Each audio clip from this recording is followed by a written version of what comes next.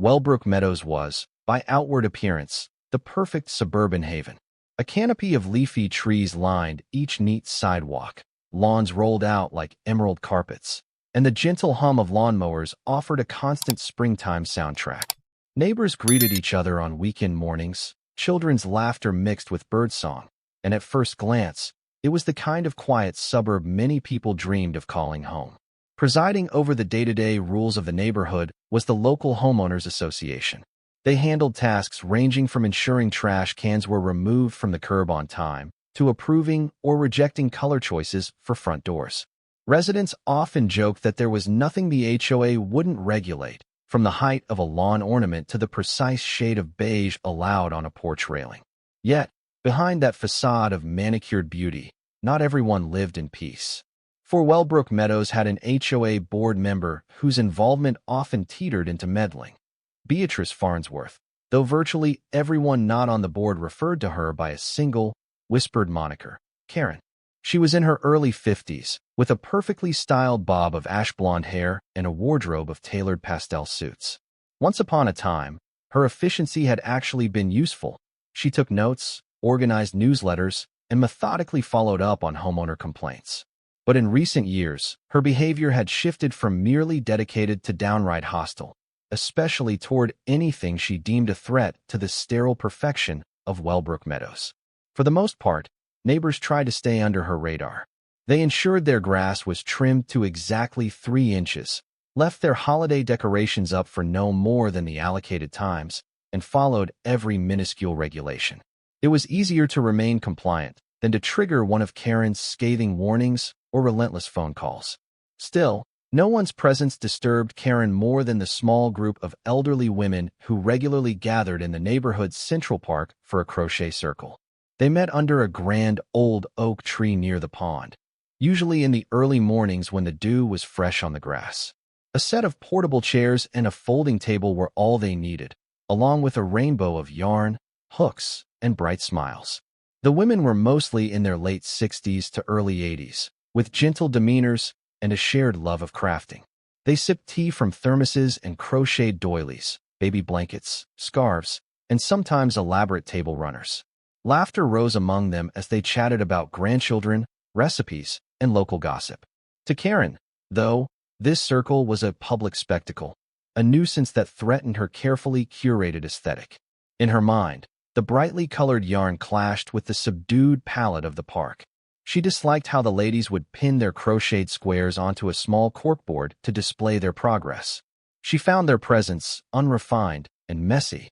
She resented that they occupied prime space near the pond, where visitors might see crocheting in progress rather than the immaculate, mostly empty park she preferred. She had tried to dissuade them with small rules: no large gatherings in the park without a permit, no hanging items on the trees. But the crocheters politely complied with everything they could, occasionally relocating if necessary, and still carried on. They were such a sweet bunch that no one else minded them. Passers-by often stopped to admire the handiwork and talk with the group. The circle even gave away crocheted items to newborns in the neighborhood or crocheted squares for charity drives. But Karen saw only disruption. She was determined to put an end to it, once and for all. Karen's first formal complaint came in the form of a sharply worded email to the rest of the HOA board. To the board, I'm writing regarding the unsightly gatherings of the so-called crochet circle in our Central Park. It appears that these residents have overstepped the guidelines for public usage. They conduct consistent, unapproved events, hang crocheted materials around the area, and create a generally cluttered appearance. I strongly recommend we intervene with a rule limiting their usage of communal space. Sincerely, Beatrice Farnsworth, HOA board member. The board's president, a measured man named Hector Chong, was sympathetic to a point. He did not want the park to be misused, but after all, it was meant for public recreation. He had walked by the crocheters a few times himself and found them harmless, downright pleasant, in fact. They didn't litter. They often brought their own small waste baggies for yarn scraps and paper cups. They were quiet and left the park as tidy as they found it. He responded to Karen. Beatrice, the Crochet Circle members are abiding by our existing guidelines for small gatherings, and the park is designated for all residents. Unless the group is causing noise, damage, or significant disturbance, which does not appear to be the case. The board cannot justify barring them. Best. Hector Chong, HOA board president. Karen was livid. To be overruled so directly tugged at every thread of her pride. But seeing that the board was unwilling to do her bidding, she decided to escalate matters independently. If official channels wouldn't remove the crochet circle, she would find another way. Quietly, subtly, she set about collecting evidence, snapping photos of bits of stray yarn on the grass, though she usually had to find them in the trash bin first, to place them on the ground for her pictures, or capturing the ladies pinning crocheted squares to the corkboard. She hoped to build a case that they were a public nuisance. It was a small, pitiful vendetta. None of the crocheters, led by 75-year-old Maggie Rosen and her best friend, a widower named Elaine Briggs, had any inkling of Karen's scheming. They saw her pass by sometimes, nose in the air, taking photos on her phone. They would wave politely, but she never waved back. They shrugged it off. Their focus was on bright granny squares and the delight of learning new stitches, not gossip or drama. Still, Karen's frustration mounted. Whenever she complained at the weekly HOA check-ins, the other board members seemed bored or dismissive. She began to plot a more direct attack, deciding to leverage her authority in the most intrusive way possible. One windy afternoon, while the crochet circle was busy exchanging tips on a star-stitch pattern, Karen approached in her signature pastel blue suit and sensible heels. Her posture screamed confrontation, shoulders squared, chin tilted upward. The crocheters grew silent as she hovered by their table, wearing an overly bright smile that never reached her eyes. Maggie smiled politely. "Hello, Miss Farnsworth. Did you want to join us? We have extra hooks and yarn if you'd like to learn a stitch or two." Karen forced a small laugh. "Oh no, thank you. I'm far too busy. Actually, I'm here on official HOA business." Elaine raised an eyebrow. "Is there something wrong?"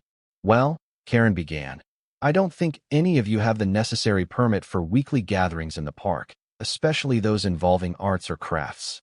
Additionally, I have concerns about potential liabilities. If, say, one of you left a crochet hook on the ground and someone tripped, the HOA would be responsible for any injuries." Maggie exchanged a glance with the group, then responded, "We're not aware of any permit requirement for simply sitting in the park. There's no amplified sound, no selling of goods, nothing like that. We're just crocheting." Karen's eyes narrowed. She pulled out a folded sheet of paper. According to Section 8, Paragraph C of the Wellbrook Meadows Public Space Guidelines, any group activity that could draw spectators or cause a disturbance may require prior approval. Elaine quietly took the paper and scanned it. The paragraph Karen cited was an extremely vague passage that usually pertained to large gatherings or commercial events. Elaine pointed out the exact wording. Events with an expected attendance of 25 or more, or events involving money exchange, or any official demonstration must seek board approval. "We're only 5 or 6 people," Elaine said, holding the paper up. "We don't charge fees or hold demonstrations. Nobody else is forced to watch us. I don't see how we meet that criterion." Karen's face reddened slightly. "Be that as it may, we want to ensure the park remains accessible for everyone. Some of us find the crocheting distracting." "Distracting?" asked Maggie gently. "We do our best not to get in anyone's way." Karen's voice sharpened. "Regardless, this is your final warning. If I or any other HOA representative finds that you're encroaching on the park, using anything that could be interpreted as a display, like that corkboard of crocheted squares, well, that can be viewed as an unsanctioned D exhibit. We can issue a formal complaint, even impose fines." At that, she pivoted on her heel and strode away, leaving the crocheters baffled and somewhat intimidated.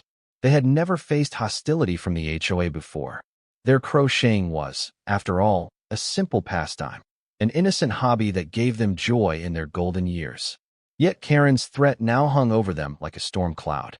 Word spread quickly through Wellbrook Meadows that Karen was targeting the crochet circle. Neighbors shared the news in hushed conversations.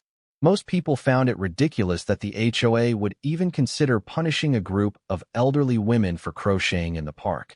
But they also knew that Karen had a knack for spinning narratives or twisting rules to get her way. Over the years, she had single-handedly blocked numerous small projects, a community vegetable garden, an outdoor painting session, by citing obscure guidelines and ratcheting up fees until people gave up. The crocheters tried to carry on as usual. They moved their circle a bit further from the main pathway, hoping not to distract passersby. They set out fewer crocheted squares so Karen could not accuse them of exhibiting anything. The group had no official name or membership roster. They were just neighbors who found solace and friendship in each other's company while crocheting doilies and scarves. Yet they felt the heavy weight of Karen's resentment. Meanwhile, Karen continued to search for any small misdemeanor. She would pop up out of nowhere, snapping pictures on her phone if she saw a stray ball of yarn. She complained if the crocheters occupied more than one bench.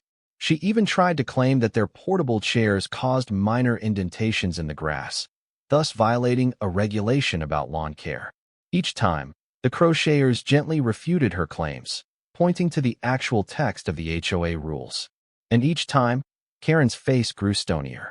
For all her animosity, Karen was still cunning enough to understand that if the group stayed within the letter of the law, she needed stronger ammunition to eliminate them.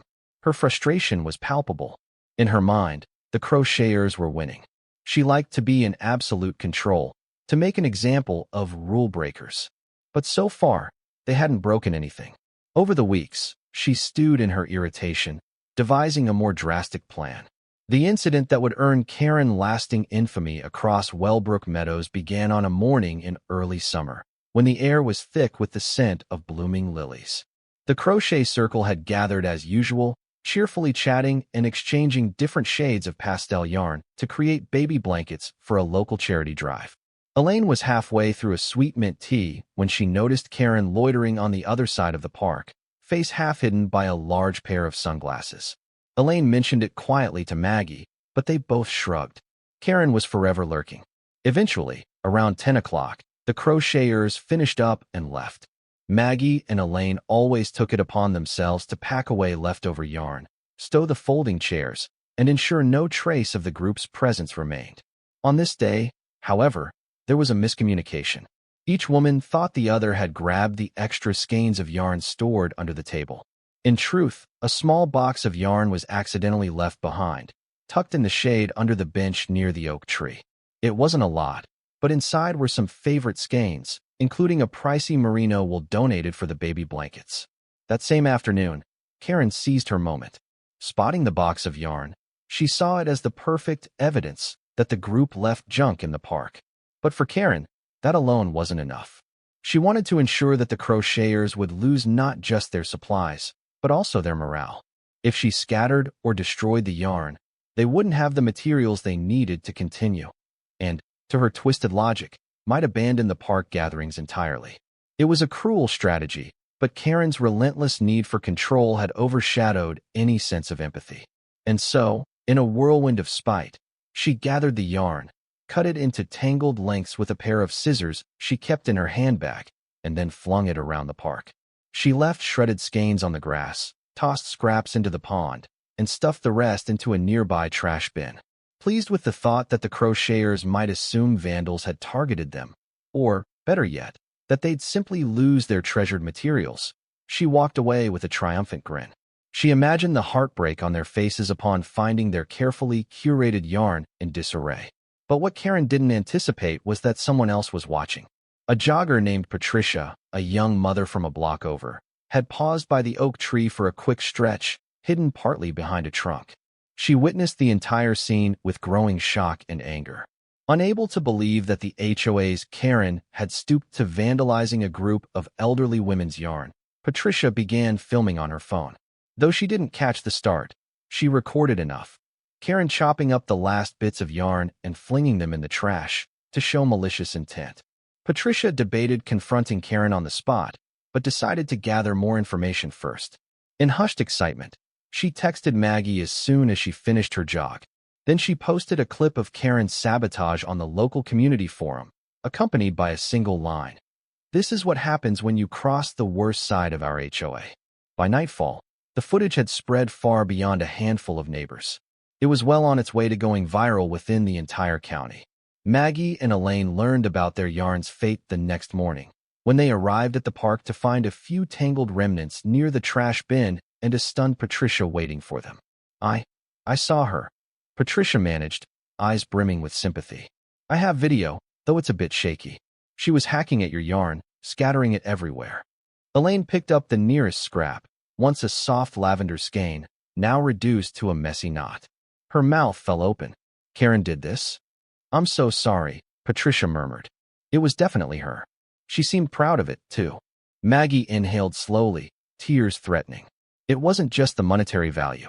Some of the yarn had been donated by a local craft shop for the Crocheters Baby Blanket project. Much of it was special, a gift for group members who couldn't afford premium fibers. The Crocheters placed immense love and care into every stitch, especially when they crocheted blankets for preemies at the local hospital. Karen's destruction felt like a betrayal, an attack on something gentle and kind. By that afternoon, nearly everyone in Wellbrook Meadows knew about Karen's cruelty, thanks to Patricia's post. Comment after comment poured in from horrified neighbors. I can't believe an HOA official would do such a thing. This is monstrous. Those ladies are crocheting for babies, for heaven's sake. Karen Farnsworth has gone too far this time. Others described run-ins with Karen's aggressive rule enforcement. Still more expressed heartbreak for the crocheters. Many offered words of support or pledged to donate yarn. Some even proposed a petition to remove Karen from the HOA board. Meanwhile, Karen, upon discovering that her act had been filmed, scrambled to spin the story. She claimed that the crocheters had left trash in the park and that she was merely cleaning up. But the video showed otherwise, her deliberate cutting of perfectly good skeins. For the Crochet Circle members, it was a shock. Maggie, Elaine, and the others gathered that afternoon at Maggie's home, consoling each other and lamenting the lost yarn. Some felt frightened. If Karen was bold enough to ruin their materials, might she escalate further? But amid their sorrow, they found an outpouring of love from neighbors. By evening, a steady flow of well-wishers dropped by with small donations, skeins of leftover yarn, brand new hooks, even gift cards to local craft stores. Yet the real turning point would come from a very unexpected place. An entire network of craft shops from across the region. Unbeknownst to the Crochet Circle, a local schoolteacher named Paula had forwarded Patricia's video to a friend who worked at a popular craft store chain called Yarn and Bloom. The friend, outraged by Karen's cruelty, passed the video on to her regional manager. Within hours, word spread up the chain of command, eventually reaching the company's marketing team. The story was too compelling to ignore. A well-meaning group of senior citizens crocheting baby blankets for charity, only to be sabotaged by a vindictive HOA member. Sensing both a chance to do good and a positive brand moment, Yarn and Bloom decided to act. They launched a campaign called Stand By Our Stitches, urging local crafters to donate supplies to the Crochet Circle in Wellbrook Meadows. The campaign promised that Yarn and Bloom itself would match every donation, skein for skein, across all local branches. They reached out to partner craft stores and smaller independent shops, fueling a wave of philanthropic fervor among crocheters, knitters, and yarn lovers alike. Within a week, an avalanche of yarn, hooks, crochet books, project bags, and even folding chairs began arriving at Wellbrook Meadows. Delivery vans pulled up to the community center, dropping off box after box labeled with bright stickers like, "From the Crochet Crew of Westlake," or "In loving memory of Grandma Rose." Some of the donors had never even met Maggie or Elaine, but felt kinship with the crocheters. They knew firsthand how much comfort and companionship could be forged through crafting. Before they knew it, the Crochet Circle found itself the recipient of thousands of skeins of yarn, far more than they could ever hope to use on their own. Maggie felt overwhelmed each time she opened a package containing heartfelt notes of solidarity. Keep crocheting, ladies. Don't let anyone stomp out your creativity. Love from a fellow yarn enthusiast. For the babies who need those blankets. Local newspapers caught wind of the story and ran headlines like, "HOA Karen destroys yarn, sparks flood of donated craft supplies." Interviews soon followed, with Maggie and Elaine speaking humbly about their original group. The crocheters had never craved fame, but the story resonated so deeply. An innocent group targeted by needless cruelty, that it ignited a wave of compassion across the region. Meanwhile, as donations poured in, the Crochet Circle faced a new challenge: storage. Maggie's modest living room was bursting with boxes of yarn. Elaine's garage was stacked to the ceiling with crocheting accessories. Other members of the group tried to store as much as they could, but the volume was staggering. They realized they had an extraordinary opportunity to put these materials to good use, far beyond their small circle. One morning, Maggie and Elaine called an impromptu meeting of all crocheters and some supportive neighbors. They gathered in Elaine's driveway, flanked by towering crates of yarn. The question on everyone's mind: what do we do with all of this? Ms. Aguilar, an avid crocheter who had recently joined the group, spoke up. We could expand our charity work. We've always crocheted baby blankets for the hospital. With this amount of yarn, maybe we can start crocheting items for local shelters, nursing homes, and veteran centers. Hats, scarves, anything to help those in need. Others nodded enthusiastically. Another neighbor proposed teaching crocheting classes at the community center for free, using donated hooks and yarn. That way, more people in Wellbrook Meadows could learn the craft, enjoy the camaraderie, and help produce crocheted items for charity. Even a few local teenagers had shown interest after hearing about the story on social media. In the midst of this brainstorming, the HOA board president, Hector Chong, arrived. He offered a surprising piece of news. The board, excluding Karen, had voted to allow the crocheters free use of the community center's storeroom to house their supplies. The community center had a large multipurpose room that was rarely used during weekday mornings. Hector, in a kind but formal tone, explained, "We've seen the good you're doing for local charities, and we appreciate how this tragedy has blossomed into something wonderful. We want to support that." Cheers went up among the group. It was a massive boon to be allowed official space to store yarn, and the tacit acknowledgement that the crochet circle belonged in Wellbrook Meadows, that their presence was not only accepted, but celebrated. Karen, of course, had voted against the measure.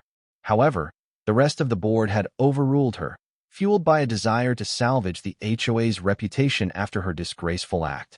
Maggie expressed the group's gratitude to Hector. "We promise to keep the area tidy, and we'll continue to share whatever we create with those in need. Thank you for standing by us." Hector nodded. "Thank you for showing all of us the meaning of community." Karen, for her part, was furious. She had orchestrated the destruction of the circle's yarn, hoping to drive them away. Instead, she unwittingly turned them into local heroes, forging alliances with craft stores and bringing philanthropic energy into the neighborhood. Everywhere Karen went, she felt the weight of judgment in her neighbors' gazes. Mothers would whisper to each other at the grocery store. Seniors in the neighborhood would scowl as she passed by. Even board members began to distance themselves. The scandal left her reputation in tatters. Rumors swirled that a motion to remove her from the board was afoot. She tried to defend herself by claiming the crocheters had littered, but no one was convinced. The video clip Patricia posted had over 50,000 views on the local forum. People could see Karen's smug expression as she cut perfectly good yarn.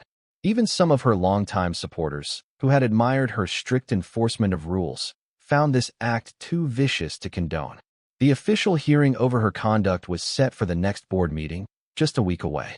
Karen dreaded it, but tried to muster a defense. She planned to argue that she was cleaning up abandoned materials, and the cutting was an attempt to sort out salvageable yarn. But the images betrayed her. She was seen flinging entire handfuls of new, intact skeins into the trash. With each passing day, the condemnation grew louder. Across the neighborhood, signs of Karen's downfall appeared. Someone shocked, "Let us crochet in peace," near the park's walkway. Another posted a mock flyer on a lamppost. "Lost yarn, last seen in Karen's scissors."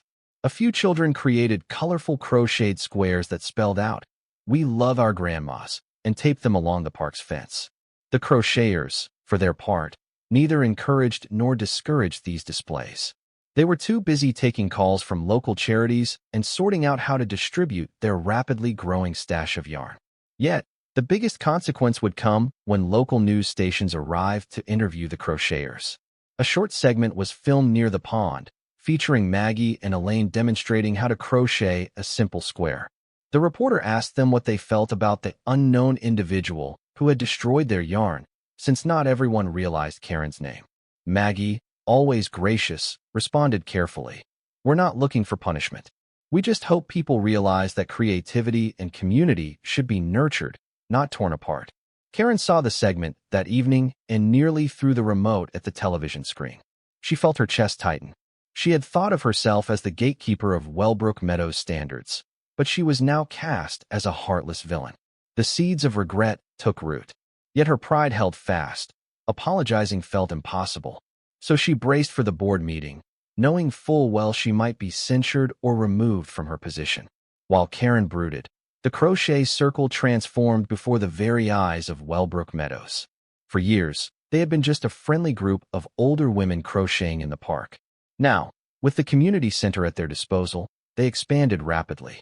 Maggie and Elaine established a small schedule: free crocheting lessons on Mondays and Wednesdays from 9 a.m. to noon, open crocheting and knit-alongs on Saturdays, and a monthly charity crochet blitz, where volunteers mass-produced blankets, hats, and scarves to donate. In just a few weeks, membership grew from 6 or 7 core crocheters to nearly 30. People of all ages turned up, teenagers curious about making plushies, young adults seeking to craft unique gifts, middle-aged parents looking to unwind and connect. Retirees found a new sense of purpose, dedicating their time to crocheting for local shelters. Even some men joined, discovering that crocheting was both calming and creatively fulfilling. Local businesses chipped in. A nearby bakery donated boxes of pastries for every Saturday session. Yarn and Bloom sent a representative to host Crochet 101 workshops, bringing freebies and tips for advanced stitches. Other craft stores followed suit, further fueling the unstoppable wave of crocheting enthusiasm. With the new supplies, the crocheters began filling donation requests from all over.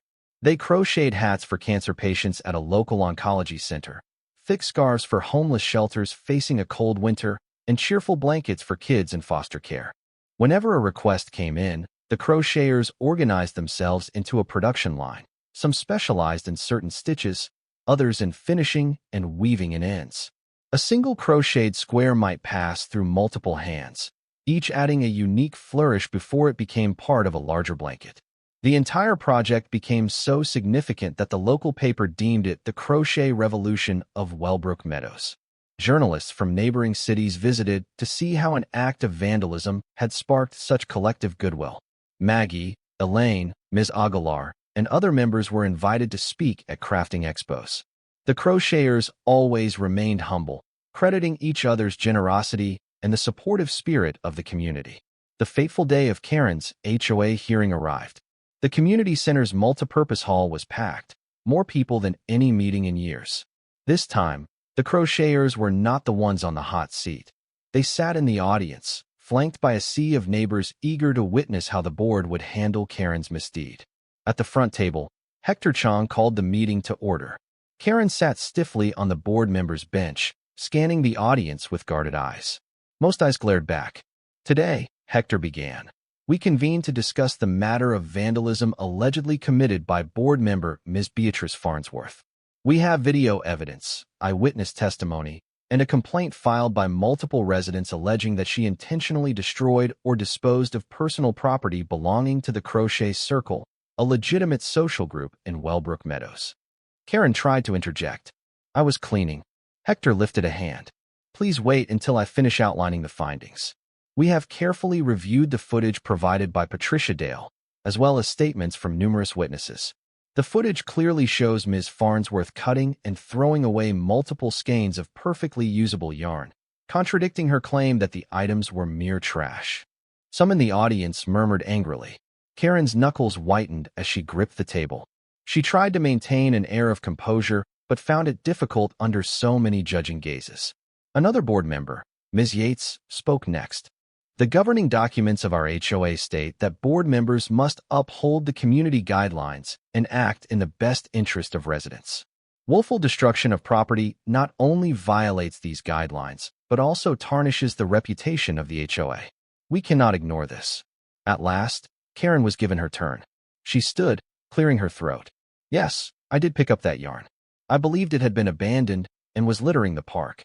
Perhaps I was overzealous in disposing of it, but I never intended harm.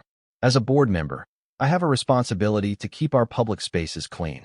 I believe the crocheters had simply left behind their materials. Her voice cracked slightly, as if she were trying to convey sorrow or contrition. I apologize if my actions were misunderstood. Instantly, a wave of incredulous whispers rippled through the hall. Maggie felt a flush of indignation. The crocheters had never once left the park a mess, and Karen knew that perfectly well. She didn't even mention the deliberate cutting of the yarn, the malevolent scattering. Hector sighed. The video shows you cutting large sections of the yarn into pieces. Why would you do that if you genuinely thought it was just garbage? Karen's lips twitched. She fumbled for an excuse. I thought the yarn was tangled and unusable, so I was separating the salvageable bits. A few derisive laughs broke out in the audience. Hector silenced them with a gavel tap. Ms. Farnsworth, he said carefully, the board has already voted in a closed session regarding disciplinary measures. Based on the evidence, and to maintain the HOA's integrity, we find it necessary to remove you from the board, effective immediately. You are also required to reimburse the Crochet Circle for damages, though from what I understand, they've already been more than compensated by external donations. Any future involvement with the board or community events will be subject to the board's approval, pending your compliance with a formal code of conduct. Karen visibly wilted. Her eyes flicked around the room, hoping to find sympathy, but found only stony faces. Her shoulders sagged. She realized there was no fighting this. The crowd erupted in applause. Some cheered, others sighed in relief. The crocheters felt a weight lift off their shoulders. While no one wished her deep personal harm, it was gratifying to see justice served. Karen's reign of petty terror was finally at an end. In the days that followed, Karen largely disappeared from public view. She was removed from the official HOA communications, and her tasks were split among other board members. Rumors circulated that she was considering selling her home and moving away. A few neighbors, ironically, even felt a pang of pity. In the public eye, Karen was painted as a villain. In private, some wondered if she'd ever felt lonely or unappreciated, channeling those insecurities into rigid rule enforcement. The crocheters were too busy expanding their philanthropic efforts to dwell on Karen's downfall. Thanks to the unstoppable flow of supplies, they had recently launched a new project, crocheted lap blankets for elderly individuals at the nearby assisted living facility. Meanwhile, Ms. Aguilar introduced crocheted stuffed animals that children at a children's hospital adored. She taught volunteers how to create adorable characters, bears, bunnies, and even whimsical creatures. The crocheters had never felt more purposeful. But one afternoon, something unexpected happened. Karen arrived at the community center, looking haggard and uncertain, a large box in her arms. Maggie, Elaine, and several others were in the midst of sorting newly arrived yarn donations. They froze at the sight of her. Karen cleared her throat. "Hello," she said softly. I'm here to donate some yarn." With trembling hands, she opened the box, revealing dozens of skeins in various pastel colors. "I bought these before. Well, before everything. They're brand new. I thought maybe you could use them." The crocheters glanced at each other. An uneasy hush fell over the room. Finally, Maggie stepped forward, her expression guarded but not hostile. "Thank you, Miss Farnsworth. That's very kind of you." Karen set the box down gently, head lowered. "I'm sorry," she managed, voice thick. "I went too far. I just felt the park was being taken over, and I don't even know why I did what I did." Her eyes glistened with unshed tears.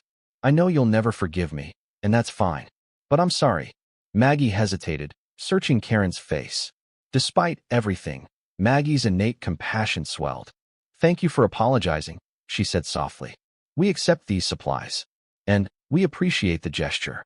No one else spoke for a moment, uncertain of how to proceed. Karen turned to leave, shoulders slumped as though decades of tension weighed her down. "Wait," said Elaine gently. "You're welcome to stay and see what we do with these yarns, if you'd like." Karen paused, her eyes flickering with surprise. Then she shook her head.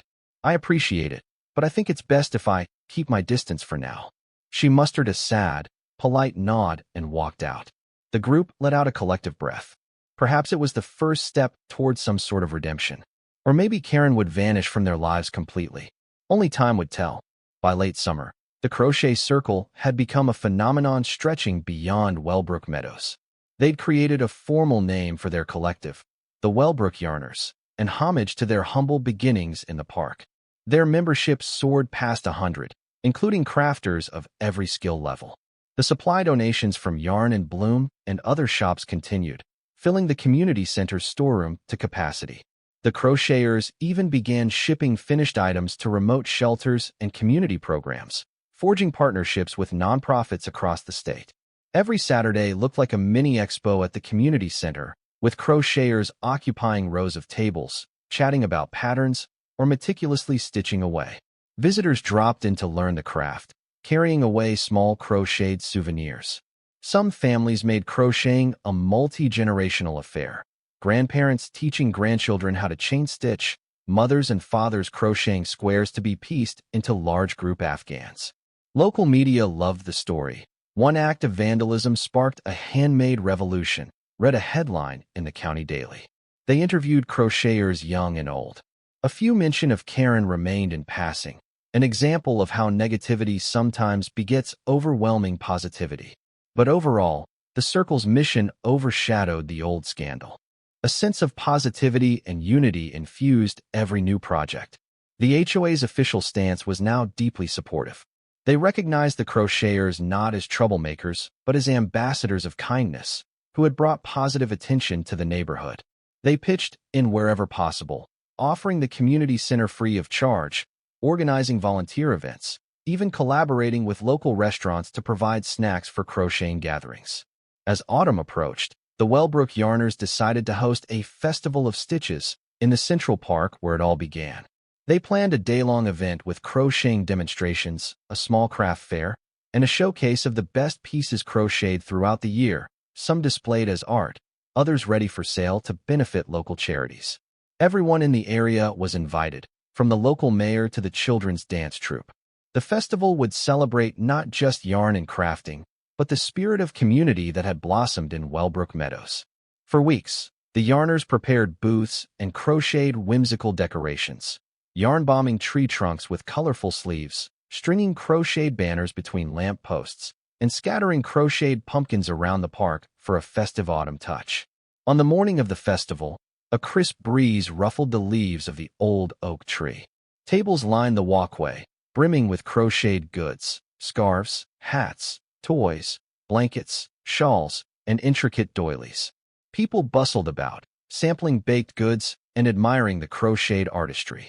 Maggie and Elaine took a moment to stand together by the pond, remembering how they once quietly crocheted in that very spot. They smiled at each other, hearts full. Their circle was no longer just a cluster of a few women. It had grown into a vast, intergenerational network of friends. Around midday, an announcement was made on a small stage near the park entrance. Hector Chong stepped forward. "Welcome, everyone, to our first annual Festival of Stitches. I want to extend special thanks to the Wellbrook Yarners for showing us that adversity can spark tremendous creativity. In honor of their contributions, the HOA has designated a permanent display area in the community center for crocheted art. We invite all of you to celebrate with us the joys of stitching, generosity, and neighborly love." Cheers erupted. Cameras flashed. On a table near the stage lay a commemorative plaque, soon to be installed at the community center. It read, "In recognition of the Wellbrook Yarners, for weaving kindness into every stitch." As the applause died down, a figure lingered at the edge of the crowd, Karen Farnsworth. She kept her distance, wearing a simple sweater, arms folded. Maggie caught sight of her. Nudging Elaine, she walked over. Karen seemed uncertain, as if contemplating whether to flee. Maggie offered a gentle smile. "It's a lovely event, isn't it?"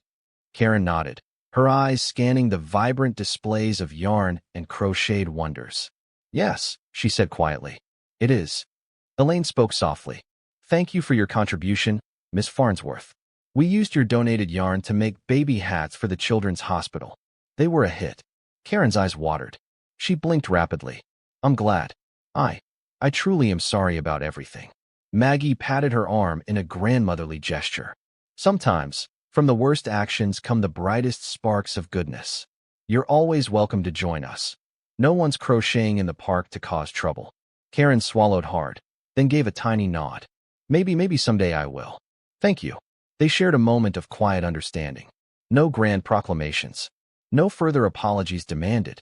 Just an acknowledgement that life could move forward, that even the biggest mistakes could lead to better tomorrows. Karen stood there a while longer, watching the crocheters teach a group of little kids how to hold a hook and yarn. The kids giggled whenever they dropped a stitch. Warm sunshine streamed through the autumn leaves, turning them golden. In that moment, the clack of hooks, the chatter of the crowd, and the gentle hum of community spirit made the park come alive. It was then that Karen let out a long breath, releasing tension she'd held for months, maybe years. She wasn't fully redeemed, nor would she ever be beloved, but she felt a rare sense of relief, the seed of something like humility. She turned to go, and this time, her shoulders were not held quite so high. Meanwhile, the festival of stitches continued, culminating in a raffle to win large baskets of yarn and crocheting kits. The yarners displayed some of their most elaborate creations, stunning lace shawls, huge patchwork blankets, and whimsical amigurumi animals. Locals and visitors alike mingled, celebrating the simple joy of creation and the power of unity. By evening, the park glowed with fairy lights strung between the oak branches. Music played softly. Families huddled on blankets, flipping through patterned booklets, marveling at the crocheted decorations overhead. In the midst of it all, Maggie and Elaine found each other again, savoring the sight of their once small circle grown into something extraordinary. Elaine raised her cup of apple cider in a toast. To crocheting, to second chances, to Wellbrook Meadows. Maggie smiled. To forging something beautiful from every unraveling thread. They clinked cups, took a sip, and turned to watch as a cluster of new crocheters proudly held up their first completed squares. The young and old alike beamed, recognizing that every loop of yarn bound them closer, not just to their crafts, but to each other. When the last notes of the evening drifted away, the park at last grew quiet. But the spirit of the yarners remained, woven forever into the tapestry of Wellbrook Meadows. And thus ended the saga of how one woman's attempt at destruction had sparked an outpouring of kindness, turning a small crochet circle into a powerful movement that would keep on stitching warmth and compassion, one loop at a time. The crochet circle, transformed into the Wellbrook Yarners, continued spreading warmth across Wellbrook Meadows and beyond. Their charitable works brightened hospitals, shelters, and nursing homes, while their presence added color and community spirit to the suburb. The HOA, now without Karen's tyrannical influence, found a new and balanced way to maintain neighborhood standards while embracing genuine neighborliness. Karen, quietly humbled, began volunteering in small ways, dropping off canned goods at food drives, helping pass out programs at community events. She never fully integrated into the yarners, but over time, her curt nods turned into gentle greetings, her sarcastic comments became fewer, and a fragile, mutual respect formed. It was far from a fairy tale redemption, but it was real progress. And in the park, under the old oak tree, the crochet circle met more often than ever, hooking their yarn into patterns that told a story of transformation, from fear to friendship, from hostility to hope.